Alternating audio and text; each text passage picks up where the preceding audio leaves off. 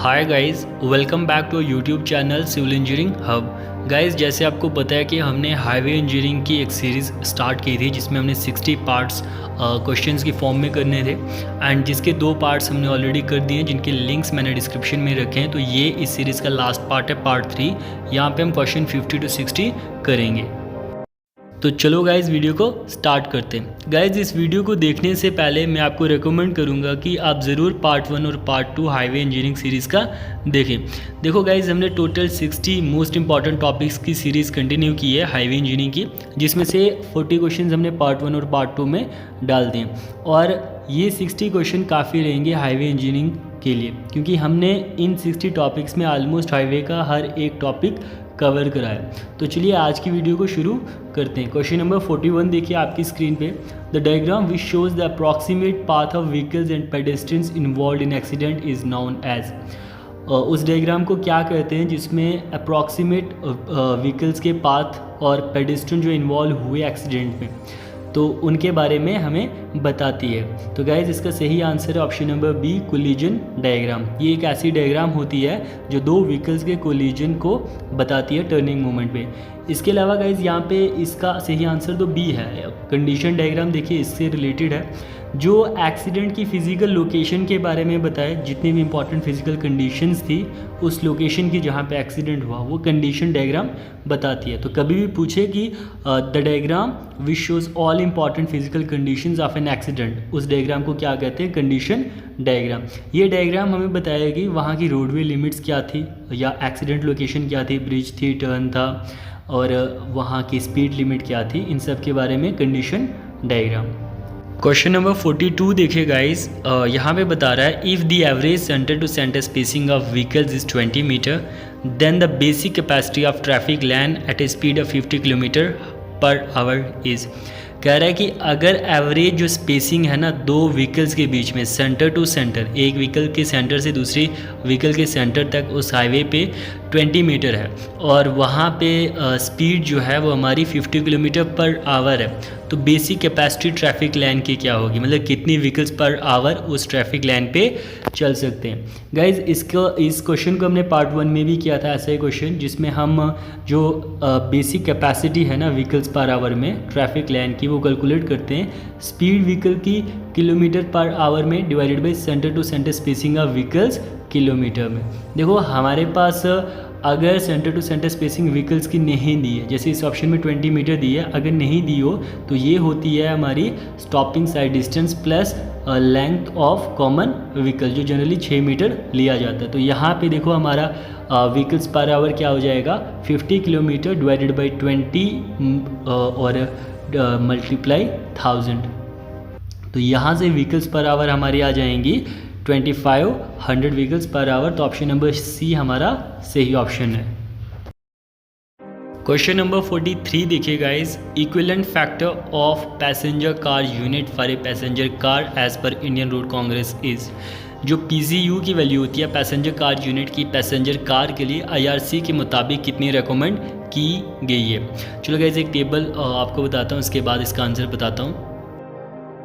देखो guys, PCU passenger car unit होता क्या? Under mixed traffic condition it is difficult to find traffic volume, traffic density and traffic capacities etcetera. So therefore all class of vehicle is converted into a standard vehicle unit which is called PCU। Guys, होता क्या है ना, mix traffic condition में अगर slow moving vehicle, fast moving vehicles, हमारे moving cars चलते हैं, तो ये मुश्किल होता है कि हम ट्रैफिक वॉल्यूम सही से फाइंड कर सकें, ट्रैफिक की डेंसिटी सही से फाइंड कर सकें, ट्रैफिक की क्या कैपेसिटी होगी। तो इसीलिए जितनी भी क्लास की व्हीकल्स हैं उनको कन्वर्ट किया जाता है एक स्टैंडर्ड व्हीकल यूनिट में, ताकि हम ट्रैफिक कंडीशन ये सारी चीज़ें फाइंड कर सकें। तो इसी यूनिट को हम PCU पैसेंजर कार यूनिट कहते हैं। और PCU किसी भी व्हीकल के लिए डिपेंड करता है डायमेंशन व्हीकल्स की और स्पीड व्हीकल्स की। और PCU जब भी हम किसी व्हीकल का निकालते हैं तो ये होता है स्पीड रेशो, दो व्हीकल्स का डिवाइडेड बाय लेंथ रेशो। तो यहाँ पे देखिए गाइज, एज PCU की value as per Indian Road Congress, तो सीरियल नंबर, व्हीकल क्लास और PCU, अगर हमारा कार या टेम्पो है इसके लिए जो PCU की वैल्यू होती है वो हमेशा 1 होती है। वहीं अगर हमारा बस है या ट्रक है तो इसके लिए PCU की वैल्यू जो है वो 3 रहती है। उसके बाद मोटरसाइकिल अगर हो तो उसके लिए PCU की वैल्यू 1.5 रहती है। उसके बाद गाइज अगर हमारी साइकिल या रिक्शा हो तो इसके लिए जो PCU की वैल्यू है वो 1.5 रहती है। उसके बाद हमारी हॉर्स ड्रॉन व्हीकल जैसे हमारे टांगे वगैरह आ गए तो इनके लिए PCU की वैल्यू हमारी रहती है 4.0। यहाँ पे एग्जांपल देखिए guys, the free speed of car for 4 lane road 80 km/h while that for truck is 40 km/h. The length of car is 5 meter while that of track is 10 metre, find PCU। तो मैंने आपको बताया PCU होता है speed ratio upon length ratio. तो speed का ratio क्या हो जाएगा, कार की स्पीड 80 है, ट्रक की स्पीड 40 है, 80/40।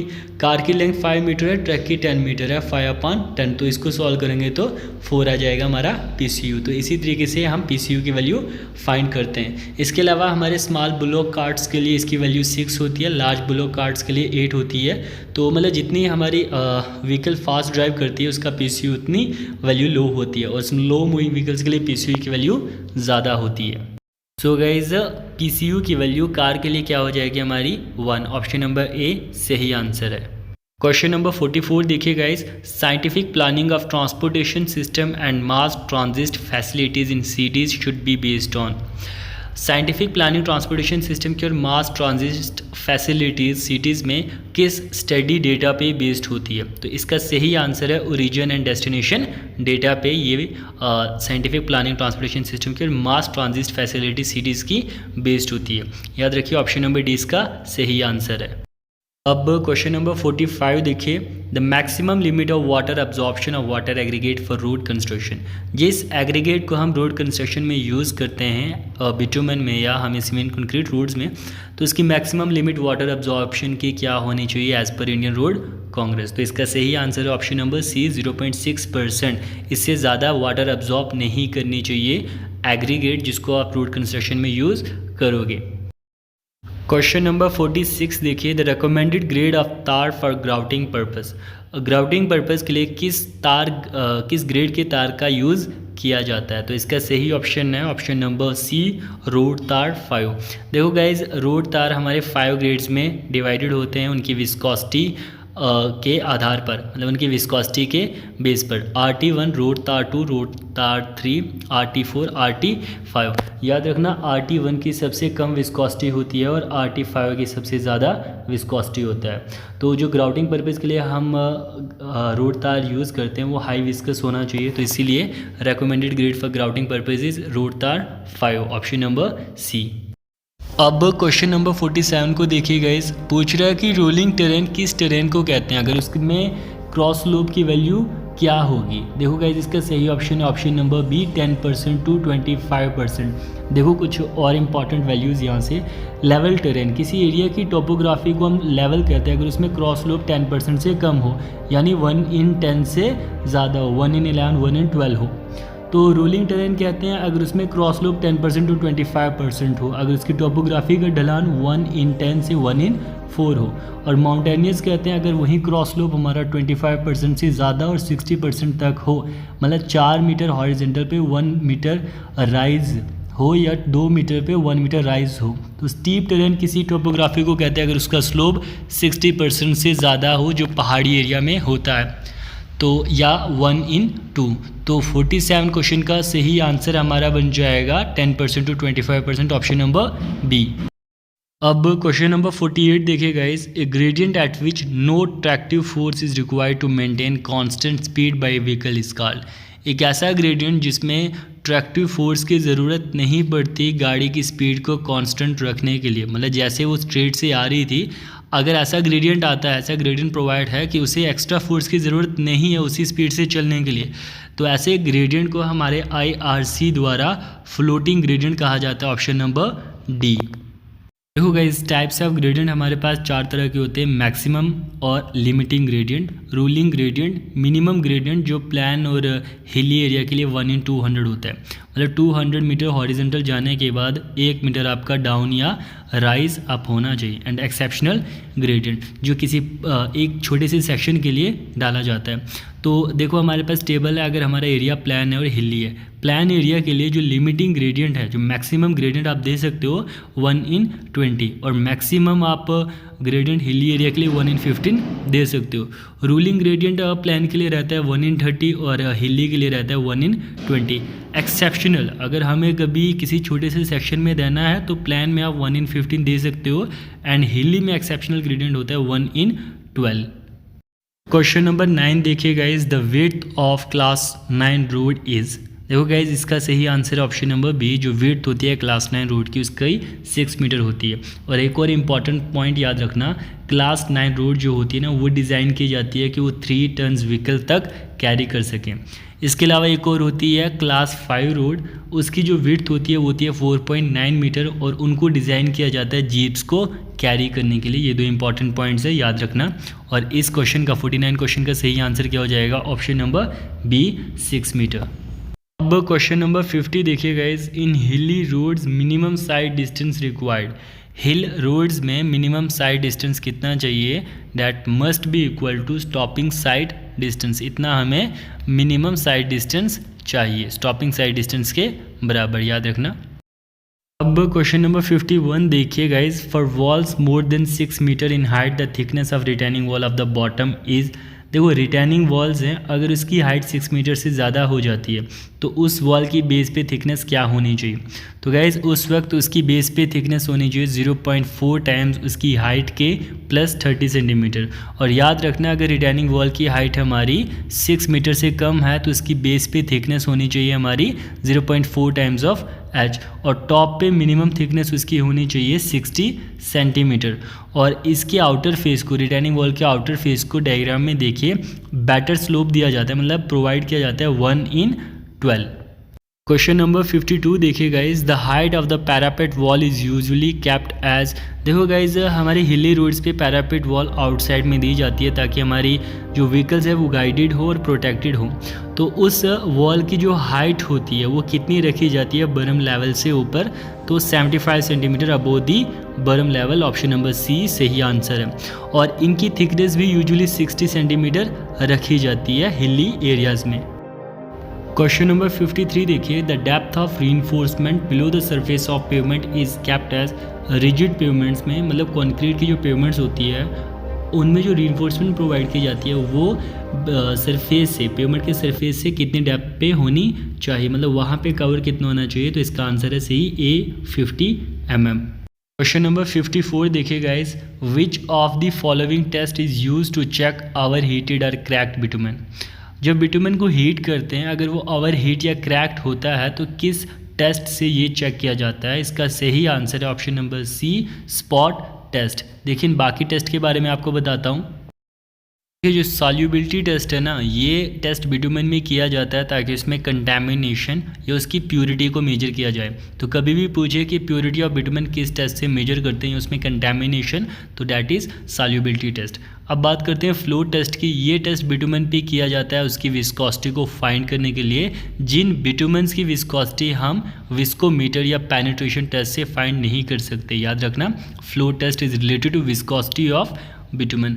Flash and fire point test ये हमने पीछे पढ़ा था, पेंस्काई मार्टिन टेस्ट से हम फ्लैश पॉइंट फाइंड करते हैं और ये वो टेम्परेचर होता है जहाँ पे बिटुमेन हमारा सेफली हीट हो सकता है। अब क्वेश्चन नंबर 55 देखिए, wave like formations on the road surface are called. जो वेव लाइक फॉर्मेशन होती है जैसे डायग्राम में देखिए, इसको हम क्या कहते हैं फ्लेक्सिबल पेमेंट्स में, तो इसको कहते हैं कोरुगेशंस। और गाइस जितने भी ऑप्शंस है कोरुगेशंस, पोर्ट होल्स, एलिगेटर, रटिंग, ये सारे फ्लेक्सिबल पेमेंट के फेलियर्स हैं।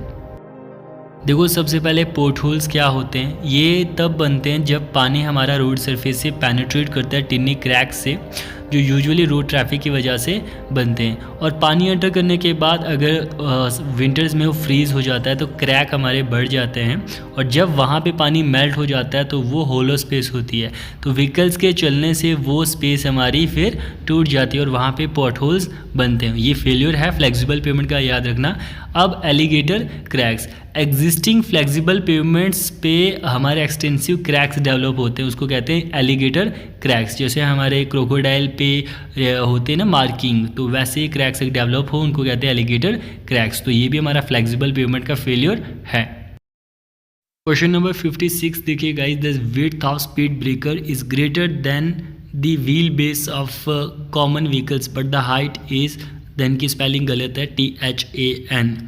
तो कह रहा है विड्थ जो होती है स्पीड ब्रेकर की वो व्हील बेस से ज़्यादा होती है, जो कॉमन व्हीकल्स का होता है, मतलब लेंथ में व्हील बेस से ज़्यादा होता है, बट हाइट कितनी रखी जाती है। याद रखना गाइस, IRC की रिकमेंडेशन के मुताबिक स्पीड ब्रेक्स को हम स्पीड बम्प्स भी कहते हैं, और इनकी हाइट सेंटर पे 10 सेंटीमीटर मैक्सिमम होनी चाहिए, मतलब 100 mm जो रेज्ड पोर्शन है। इसके अलावा जब भी हमारे स्पीड ब्रेकर लगते हैं इनके दोनों तरफ कॉशन साइन लगता है, जो इनसे मिनिमम 40 मीटर की दूरी पे होना चाहिए, जो इंडिकेट करेगा रोड यूज़र्स को कि स्पीड ब्रेकर या speed bumps ahead. Question number 56 देखिए गाइज, कह रहा है कि अगर किसी रोड एग्रीगेट की इम्पैक्ट वैल्यू 20% to 30% आती है तो उस रोड एग्रीगेट को हम क्या क्लासीफाई करेंगे। तो वो रोड एग्रीगेट हमारी सेटिस्फैक्ट्री होती है रोड सरफेसिंग के लिए, ऑप्शन नंबर सी सही आंसर है। इसके अलावा गाइज मैंने आपको बताया था कि मैक्सिमम लिमिट वाटर एब्जॉर्प्शन की रोड एग्रीगेट जो सूटेबल होगी हमारी रोड सरफेसिंग या रोड कंस्ट्रक्शन के लिए, तो वो मैक्सिमम लिमिट वाटर एब्जॉर्प्शन की 0.6% होती है। इसके अलावा एक और इम्पॉर्टेंट पॉइंट है, कभी पूछते हैं कि पैचिंग कब की जाती है, मतलब ब्रेकअप वाली पैचिंग नहीं, जो हमारे फ्लेक्सिबल पेमेंट्स के फेलियर्स है, जैसे उनमें कॉरुगेशंस है, रट्स हैं, हमारे पोर्ट होल्स है, उनको रिपेयर करने का सही टाइम क्या होता है, तो वो होता है अगस्त से सितंबर के मंथ के बीच में। अब क्वेश्चन नंबर 57, ये बहुत ही सिंपल है कि एक्सपेंशन जॉइंट जो रिजिड पेमेंट में दिए जाते हैं इनका क्या फंक्शन होता है। All free expansion allow free expansion, allow contraction, both A and B और नन।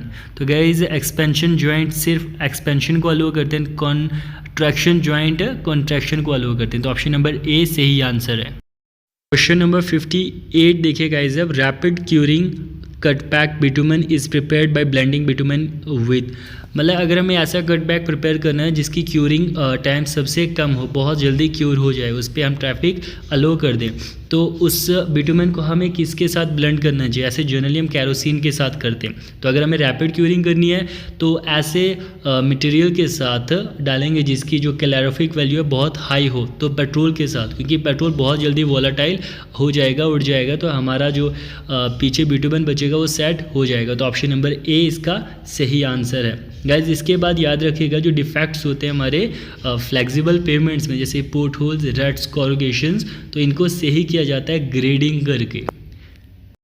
क्वेश्चन नंबर 59 देखिए, ये भी सिंपल है। Slab failure is a type of, slab failure किस पेमेंट का फेल्योर है, फ्लेक्सिबल का बिल्कुल नहीं, रिजिड पेमेंट का यस, सेमी रिजिड का नहीं, तो इसका सही आंसर है option number B. Question number 60 देखिए, minimum design speed for hairpin bends in hilly roads, जो हेयर पिन बैंड्स होते हैं हिली रोड्स में उनके लिए मिनिमम डिज़ाइन स्पीड कितनी होती है। तो गाइज़ ये हमारी कम होती है, तो इसका सही answer option number A 20 kilometre per our.